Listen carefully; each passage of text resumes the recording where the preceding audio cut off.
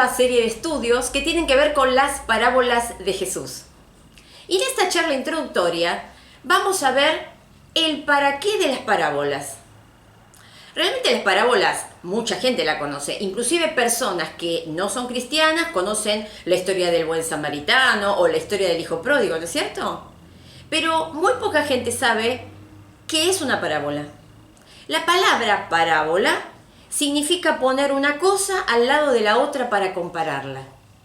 Es decir, las narraciones que Jesús hacía, o sea, las parábolas, no son ni más ni menos que una narración de algo que se conocía perfectamente y que se comparaba con algo desconocido, de manera que eso conocido podía enseñarnos sobre aquello que se desconocía. Podemos decir que las parábolas tienen un montón de cualidades positivas. Son breves, son fáciles de recordar, son amenas, causan interés porque cuando alguien nos cuenta una historia estamos atentos a ver cómo termina. Y por supuesto dan una enseñanza. Entonces podemos decir que el Señor usaba las parábolas y enseñaba a través de parábolas justamente por estos motivos. Sin embargo, los mismos discípulos tuvieron dudas de si esos eran nada más los motivos por los cuales el Señor enseñaba por parábolas. Porque un día, dice Mateo capítulo 13, se acercaron a él y le preguntaron, ¿por qué enseñás por parábolas? Entonces, te voy a invitar a que vayas a buscar tu Biblia, busques Mateo 13 a partir del versículo 10, porque vamos a analizar la respuesta que le dio Jesús. Lo más lógico es que nosotros pensáramos, bueno, Jesús lo que respondió es, yo uso parábolas justamente por lo que dijimos antes. Son atractivas, son fáciles de recordar, tienen enseñanzas sencillas, etc. Pero no. ¿Saben lo que contestó? Vamos al versículo 11 de este mismo texto que yo les comentaba y dice que él les contestó. A ustedes, les estaba hablando a los discípulos, Dios les da a conocer los misterios o los secretos del reino de los cielos, pero a ellos no. ¿Quiénes son ellos? Los religiosos de la época, los fariseos, los saduceos, los escribas, los que más sabían de la ley de Dios, los que supuestamente estaban en más contacto con Dios, los que sabían bien qué era lo que Dios estaba pretendiendo de su pueblo y los que daban directivas al pueblo de cómo ellos se tenían que manejar. Ellos, dice, a ellos no se les daba a conocer esos secretos. Interesante. Es más, en el versículo 13 dice, les hablo por medio de palabras, porque ellos miran pero no ven, escuchan, pero no oyen ni entienden. Opa. Pero entonces, ¿qué querrá decir esto? Que cuando vino el Señor Jesús al mundo, Él a propósito negaba su revelación a algunos. Es extraño. Realmente para interpretar esto tenemos que pensar un poco y usar las herramientas que tenemos en la Biblia para dilucidar este interrogante. En realidad siempre el Señor vino a decir que Él venía a revelar al Padre, que era el camino, la verdad y la vida, nadie podía llegar al Padre sino por Él, que conocerlo a Él era realmente tener la vida eterna. Quiere decir que Él vino, su gran misión fue manifestar a Dios, el Padre, a través de su vida. Para eso vino Jesús al mundo. Entonces, ¿cómo podemos entender estas palabras de Jesús? Bueno, vamos a hacer un poquitito de historia a ver si llegamos a una respuesta acabada de todo esto. Si nosotros leemos la Biblia, nos vamos a dar cuenta que muchas veces el Señor Jesús predicó al principio de su ministerio. Recordemos que su ministerio público, es decir, su trabajo, su exposición pública, fue entre sus 30 y hasta sus 33 años en que murió. O sea que más o menos duró 3 años. Durante ese periodo lo vemos al principio de esa exposición pública hablando en la sinagoga, lo vemos por ejemplo en la sinagoga de Capernaum y por supuesto muchas veces en el templo, inclusive en el templo hizo milagros como cuando restauró al hombre que tenía la mano seca o tullida.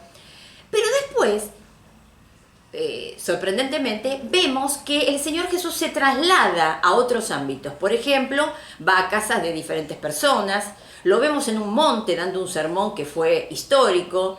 Después lo vemos a la orilla del mar, sentado en una barca. Entonces, nosotros podríamos preguntarnos, ¿por qué ese traslado de púlpito? Y porque evidentemente las tensiones entre Jesús y los religiosos de la época eran cada vez mayores. Ya sea por cuestiones del sábado, por ejemplo, de que los judíos decían que en el sábado no se podía hacer ninguna tarea, y Jesús los retaba porque hacía una sanación, teniendo 7 días a la semana, las hacía el sábado, justamente para mostrarles que el sábado no era algo instaurado como una regla fija y dura, sino para justamente glorificar a Dios y para disfrutarlo y dedicar tiempo a conocerlo más. Él, a través de todas esas cosas, estaba ganando mucha atención con esos religiosos. La cuestión es que él no solamente traslada a su público, sino que cambia su manera de enseñar.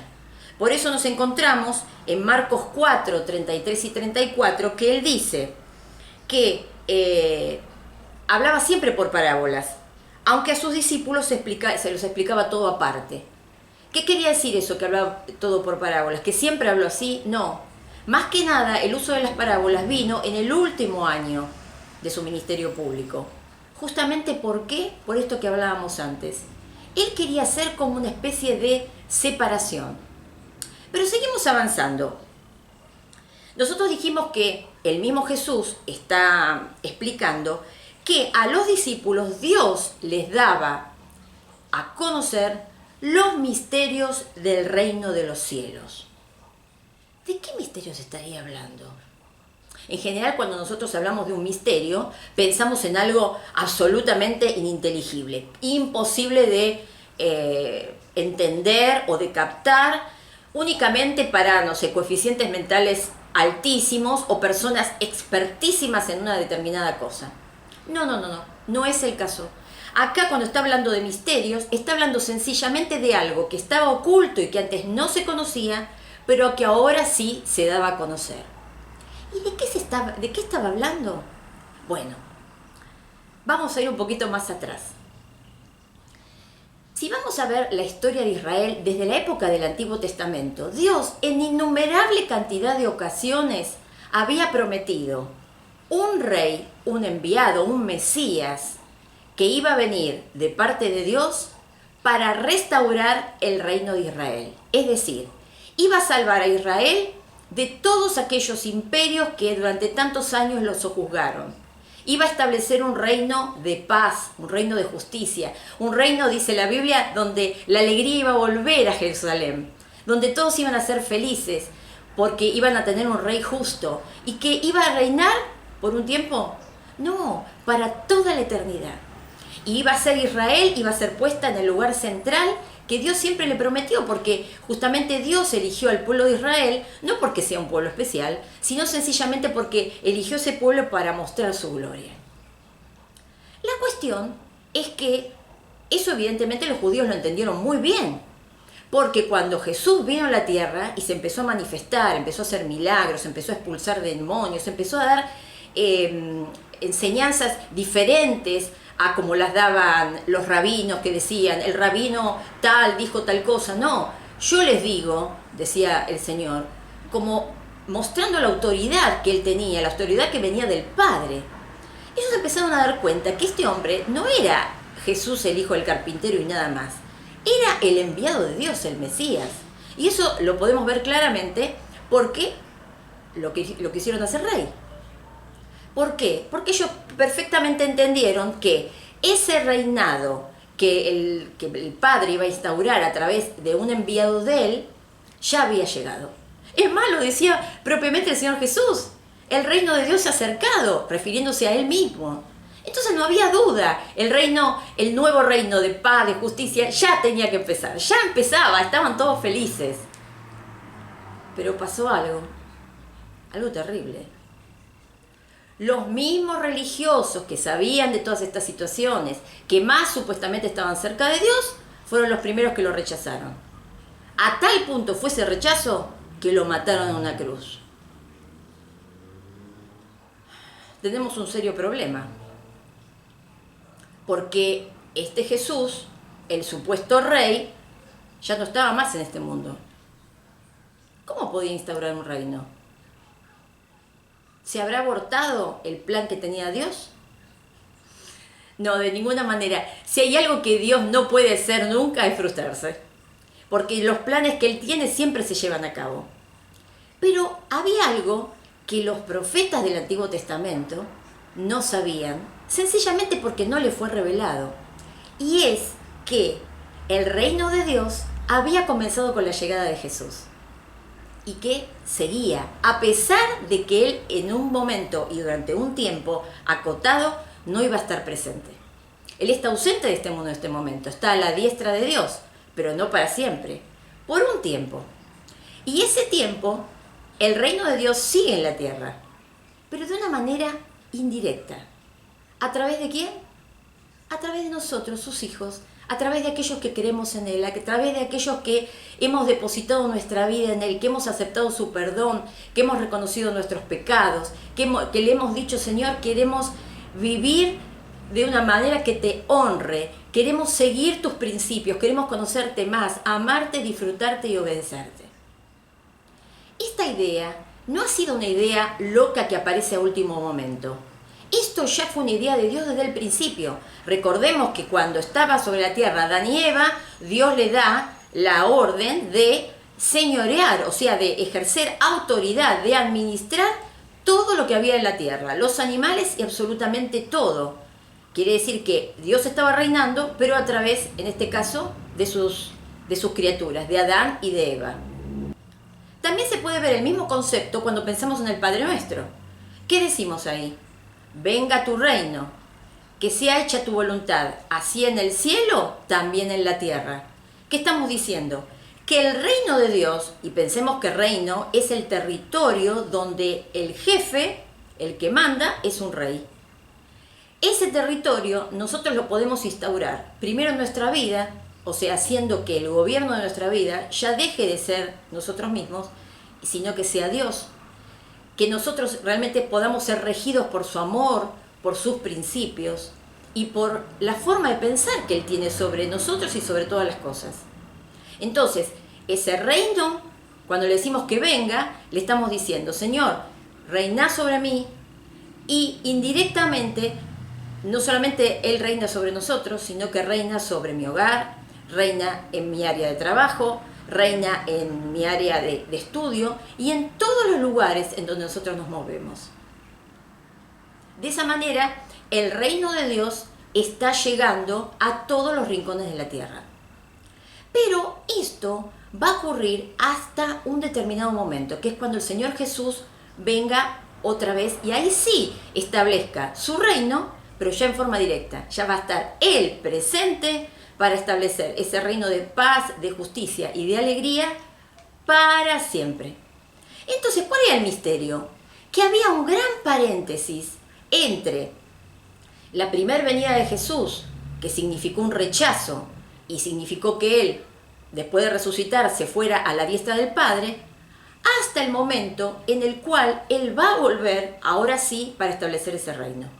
En ese paréntesis de tiempo, que es el mismo paréntesis en donde vivieron los discípulos y nosotros también, es el paréntesis de este reino cuyas características y cuyos principios el Señor nos tenía que enseñar. ¿Cómo? A través de parábolas. Era la forma más sencilla, a través de historias cotidianas del diario vivir, nos iba a enseñar cosas que antes no se sabían, cosas misteriosas, pero que ahora iban a ser reveladas. Eso también lo dijo Pablo, por ejemplo, en la carta de Efesios, cuando él dijo que el designio secreto que no había sido revelado a los profetas en el Antiguo Testamento, ahora sí había sido revelado a los profetas. ¿Y qué era este? Que a través de Jesucristo Dios había llamado a las naciones de todo el mundo para que tuviesen la misma herencia y la misma promesa que el pueblo de Israel. Claro, porque en este paréntesis es cuando se abre el Evangelio, o sea, las buenas noticias, hacia todo el mundo. Ya los judíos empiezan a darse cuenta que no era únicamente hijo de Dios aquel que pertenecía a un pueblo, sino que es hijo de Dios aquel que recibe a Dios como el gobernador de su vida, el rey de sus vidas. Y eso puede serlo un argentino, puede ser un congoleño, de cualquier lugar. Es más, dice Apocalipsis que en el cielo va a haber gente de todo linaje, lengua y nación adorando al Señor. Así que de todas las naciones del mundo se le posibilitó la entrada en este gran paréntesis que hoy estamos viviendo. Por eso, el Señor empezó a hablar por parábolas. Y ahí, dando respuesta a ese interrogante que habíamos planteado y que decíamos, ¿puede ser que el Señor haya venido a enseñar, pero a darle oscuridad a algunos? No, en realidad hablaba por parábolas, porque estas historias breves, cotidianas y sencillas eran para aquellos que querían aprender, que querían conocer más de este que decía ser el Mesías y que decía que iba a instaurar un reino, querían involucrarse más en todo lo que él venía a decir. Para estas personas eran como ventanas que te abrían a nuevas verdades, a nuevas realidades, que no solamente te hacían conocer más, sino que te estaban mostrando facetas de Dios que no solamente uno podría mirar, sino que harían que uno amara más a Dios. Pero para los otros, para esos religiosos y para tanta gente que iba en busca del Señor, porque ellos también iban atrás del Señor para escucharlo, pero no para escucharlo y aprender. Iban atrás para escucharlo y buscar dónde encontrar una incoherencia o algún detalle que pudiera servir para después acusarlo. Acordémonos que después de la resurrección de Lázaro, ellos se complotaron y ahí decidieron que lo tenían que matar. Para eso lo buscaban, no para aprender. Entonces, esa misma parábola, esa misma historia sencilla, era para ellos una sencilla historia, tal vez enigmática, que lo único que hacía era dejarlos sumidos en la oscuridad. Entonces, para algunos, las parábolas eran como ventanas que les permitían ver una nueva realidad, antes oculta y ahora nueva y desafiante. Para los otros, una cortina que tapaba todo ese nuevo conocimiento y que los alejaba de Dios.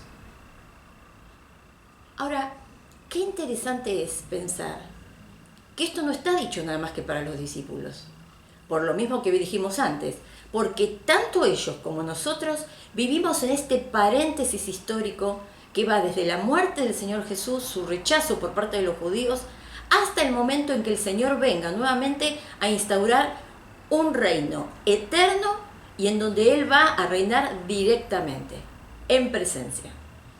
En ese interín, Él tiene muchas cosas para enseñarnos sobre este reino de Dios. O sea, este territorio donde Dios quiere ser el gobernador y el rey de nuestras vidas. Ahora el tema es, así como Él habló en parábola justamente para mostrar la sensibilidad espiritual de cada uno, y mostrar quién estaba ávido de saber, aquellos que querían involucrarse en esto que estaban haciendo, este reino de Dios, aquellos que querían saber para admirar y para amar y para seguir y para obedecer, y separarse de aquellos que nada más querían saber una historia que vaya a saber qué significado tiene. Me parece que es válida entonces la pregunta: ¿qué tipo de sensibilidad espiritual tenemos? ¿Qué postura tenemos hoy frente a estas historias de Jesús? ¿Son historias entretenidas y bonitas? ¿O somos de aquellos que no solamente conocemos la historia, sino que queremos saber el porqué? Somos como los discípulos que en tantas ocasiones los vemos en la Biblia diciendo que cuando terminaba Jesús de narrar, lo llamaban aparte y le preguntaban: Señor, ¿qué nos quisiste decir con esta historia? Estaban ávidos, estaban deseosos de aprender más. ¿Somos nosotros de ese grupo? ¿Son las parábolas para nosotros ventanas? ¿O son sencillamente cortinas que lo único que hacen es dejarnos sumidos en la oscuridad y en la ignorancia? Bueno, estas charlas han nacido para incentivarnos a abrir las ventanas, a asomarnos por esas grandes verdades que tiene Dios para nosotros. Así que no te quedes afuera. A partir de la próxima charla vamos a meternos directamente en cada una de esas grandes, fabulosas y tan sencillas historias que Dios nos da para revelarnos características de ese gobierno que Dios quiere poner sobre nuestras vidas y que van a ser sencillamente fantásticas, porque son principios que nos van a transformar. Así que te espero. Hasta la próxima y que Dios te bendiga.